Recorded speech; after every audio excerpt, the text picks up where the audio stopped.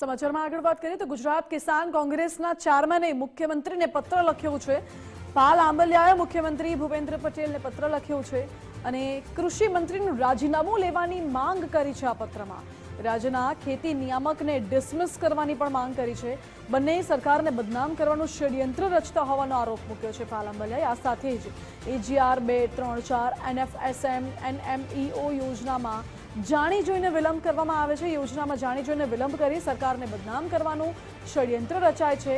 આ તમામ આક્ષેપો કર્યા છે। સાથે જ વધુમાં એવું પણ લખ્યું છે કે પાક વીમા યોજના બંધ કરી ખેડૂતોને હેરાન કરી સરકારને બદનામ કરવામાં આવે છે। ખાતર બાબતે પણ કૃષિ મંત્રી વિધાનસભામાં બોલીને ફરી ગયા છે।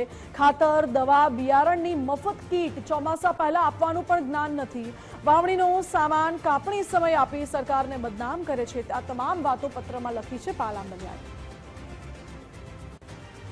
મહત્વપૂર્ણ છે કે પાલ આંબલિયાએ મુખ્યપ્રધાન ભૂપેન્દ્ર પટેલને પત્ર લખ્યો છે અને પત્રમાં કૃષિ મંત્રીનું રાજીનામું લેવામાં આવે તેવી માંગ કરી છે પાલ આંબલિયાએ। સાથે જ અનેક આક્ષેપો પણ મૂક્યા છે કે પાક વીમા યોજના બંધ કરવામાં આવી છે, ખેડૂતોને હેરાન કરવામાં આવે છે।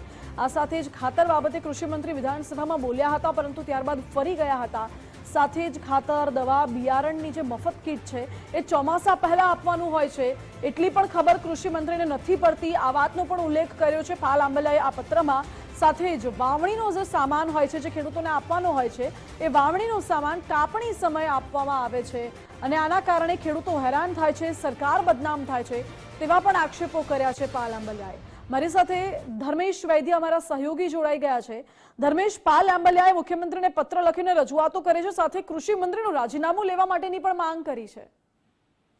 ગુજરાત કિસાન કોંગ્રેસના ચેરમેન અને હવે દેવભૂમિ દ્વારકાના જિલ્લા કોંગ્રેસના પ્રમુખ પાલભાઈ આંબલિયાએ એક સ્ફોટક પત્ર મુખ્યમંત્રીને લખ્યો છે અને પત્રમાં કૃષિ મંત્રી અને રાજ્યના ખેતી નિયામક વિરુદ્ધ ફરિયાદ લખી છે અને કૃષિ મંત્રી રાજ્યના ખેતી નિયામક સરકારને જ બદનામ કરવાનું ષડયંત્ર રચાતા હોય તેથી કૃષિ મંત્રી રાઘવજી પટેલનું રાજીનામું લેવા અને રાજ્યના ખેતી નિયામકને ડિસમિસ કરવાની માંગ કરવામાં આવી છે।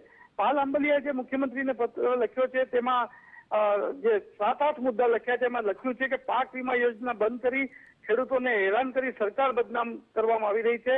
ઉપરાંત સૌથી મહત્વની વાત એમણે કરી છે કે ખાતર, દવા, બિયારણની મફત કીટ ચોમાસા પહેલા અપાય, એ વાવણી થઈ ગયા પછી નહીં, આટલું સામાન્ય જ્ઞાન કૃષિ મંત્રીમાં અને જેને કહી શકાય ખેતી નિયામકમાં નથી, જેથી એની સામે પગલાં લેવા જોઈએ।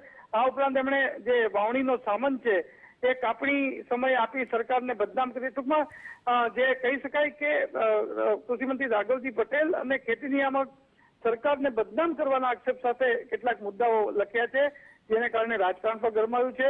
અને મહત્વની વાત મુખ્યમંત્રી લખેલા પત્રમાં પાલભાઈએ કહ્યું છે કે કૃષિ મંત્રીનું રાજીનામું લેવામાં આવે અને ખેતી નિયામકને ડિસમિસ કરવામાં આવે કે જે કિસાન લક્ષી સરકારના પગલા હોય એ પગલાનો વિલંબ અને એનો અમલ ન કરી અને ખેડૂતોને નુકસાન કરી સરકારને બદનામ કરવાનો આ કૃત્ય કર્યા હોવાનો આક્ષેપ આ પત્રમાં કર્યો છે। જી માનસી।